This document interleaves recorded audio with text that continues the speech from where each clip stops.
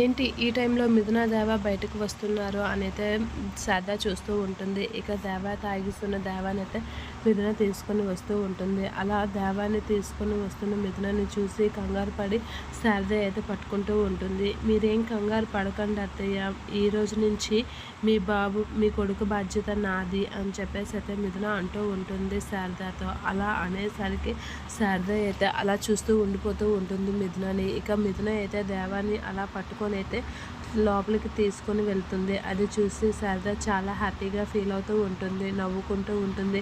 నిజంగా నీలాంటి కోడలు భార్యగా నా కొడుక్కి రావడం నిజంగా వాడే అదృష్టం. నీలాంటి కోడలు నాకు కోడలుగా రావడం నిజంగా దేవుడిచ్చిన గొప్ప వరం నాకు అని చెప్పేసి అయితే మిథున గురించి అయితే చాలా గొప్పగా మాట్లాడుతూ ఉంటుంది శారద. అలా మాట్లాడుతూ మిథున వైపు చూస్తూ మురిసిపోతూ ఉంటుంది శారద.